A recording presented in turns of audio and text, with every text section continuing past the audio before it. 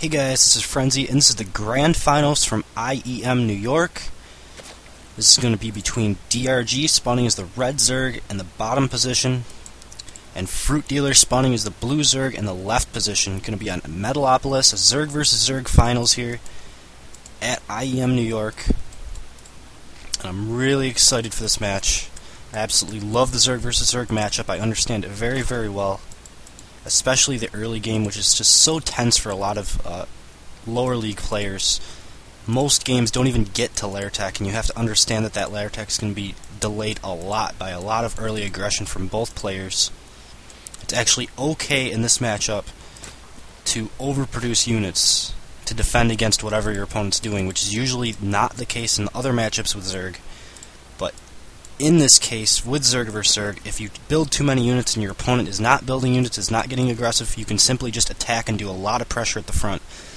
So it's a very, very interesting matchup in the early game.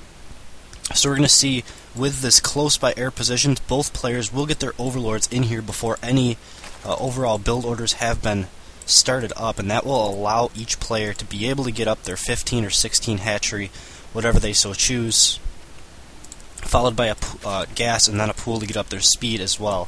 So basically this game is going to go onto two bases and just start up at around the 3 to 4 minute mark.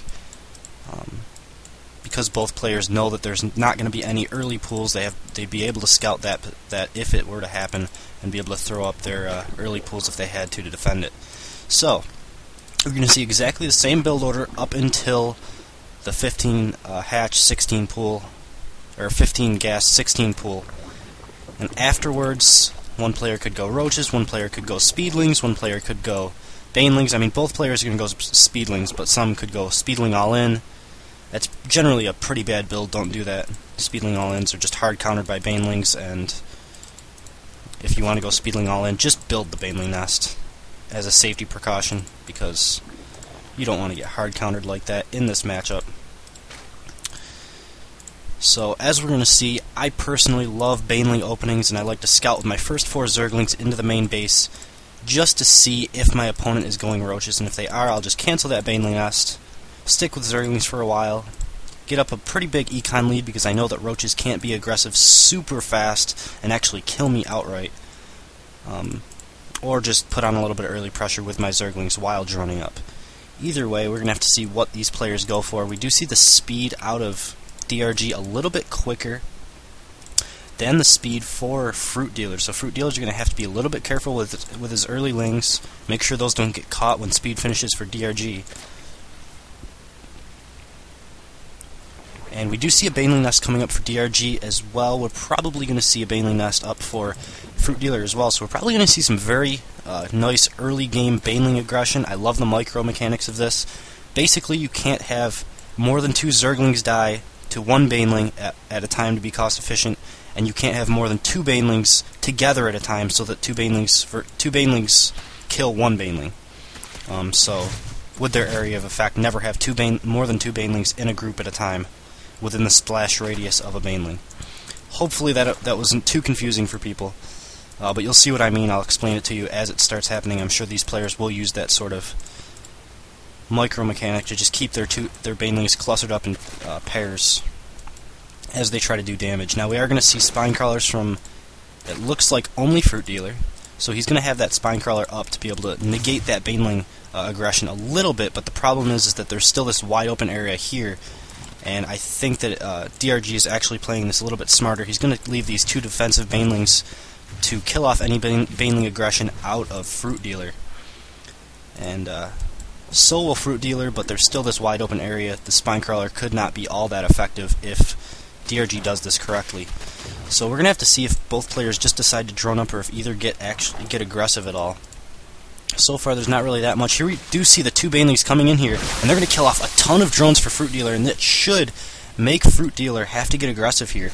As we can see, something to point out here in the Zerg vs Zerg early game, we just saw a ton of Zerglings be made for DRG after he killed those drones off. The reasoning behind this is you have a bunch of extra larvae devoted to attacking units for Fruitdealer and less to drones, so you're able to build up attacking units to be able to defend any sort of aggression that's going to come out, and just know that your economy is going to be better simply because of the fact that you kill off those extra drones.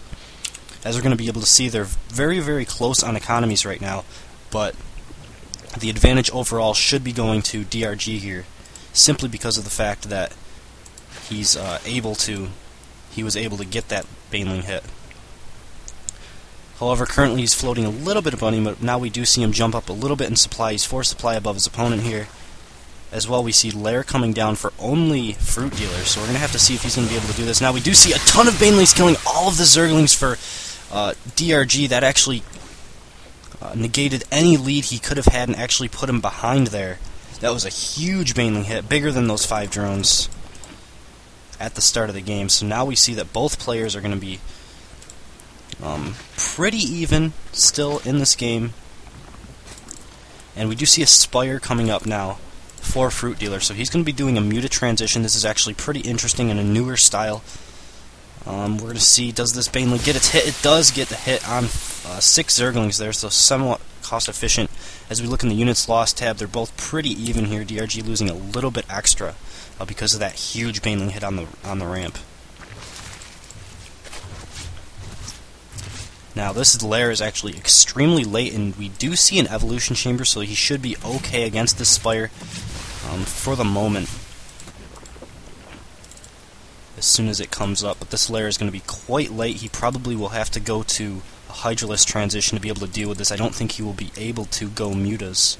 I would love to see this third base that it is coming up. I was going to say I'd love to see that simply because of the fact that he's going to have mutas out, and that will deny any ground aggression for quite some time. Now, this third may actually get denied from these mutas if they go over here. Fruitdealer is going to scout this with these Zerglings, take out a Roach. Mainly it was just for that scouting information to see if his third was up. We do see 8 mutas in production. If those get rallied directly over to the third, it will indeed go down. And that will put Fruitdealer in the economic lead. But there are some funky timings that you can use against mutas. So we'll have to see exactly what DRG has planned here. We do see the Spore Crawler coming up. He must have scouted the mutas. And we see these mutas coming over here. Now I'm wondering if he's going to be able to get to this third. It looks like immediately this drone is going to come over and probably plant down a Spore Crawler. And it looks like he's going straight to the main with these mutas, so he should be pretty safe at that third base. You see the 2 Queens will repel these mutas. We're just going to take out this gas geyser to limit down the gas a little bit for DRG, but nothing too huge quite yet. We do see the Hydralisk den is now completed for DRG. Not exactly sure where he put that, but right here. We're also going to be seeing the range get thrown down there. Roach speed, so he's going to do a big ground attack while Fruitdealer right now is in the air pretty hard. And he's going to have air control throughout the entire game. This is helpful simply for the fact that DRG doesn't have any vision over this map right now. He has absolutely no map control. And that's going to put him in the dark to a lot of what Fruitdealer is going to be doing in his transitions from this point on. We do see a bunch of roaches being made. That's going to be to combat this big ground force that he knows should be incoming. And we do see 2 Hydras a little bit out of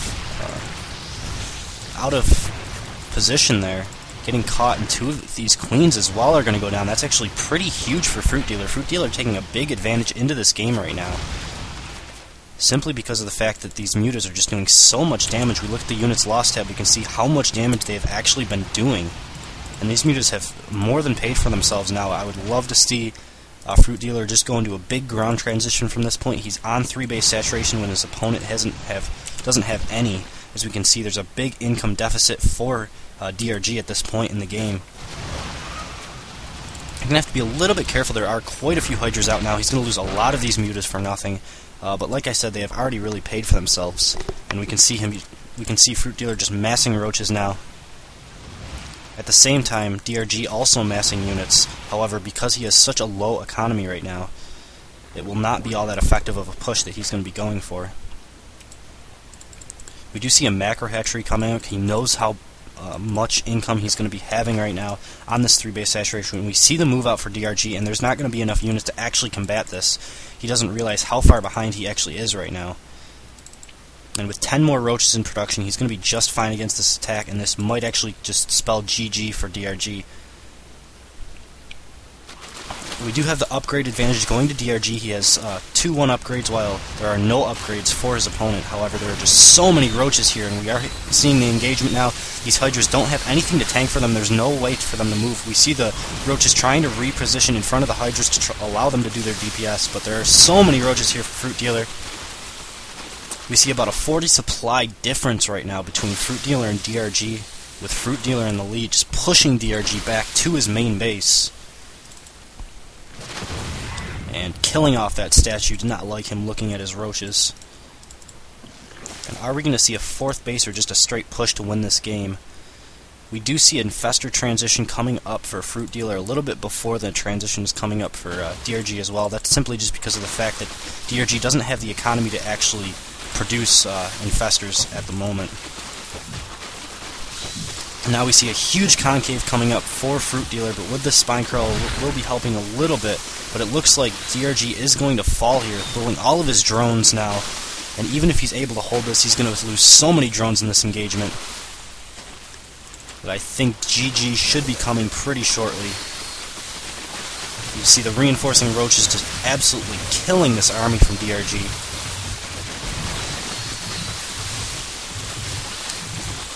And now we'll move his supply up to a 50 supply advantage has Fruitdealer. And pulling back momentarily just to regroup, and it looks like he's going to push in again with all of these new roaches that he's made, reinforcing into this battle. And again going to pull back, just wait for these roaches to come in.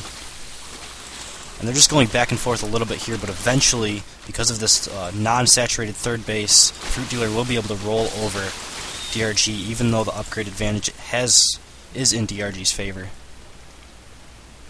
But we do have 1-1 has finished up now for Fruitdealer.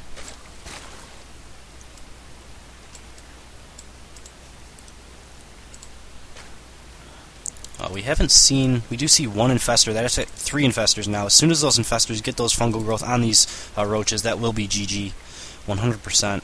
There's no way he's going to be able to defend this push. Here goes the fungal growth down on a big chunk of these roaches, and these roaches are going to die very shortly. And there's the GG from DRG.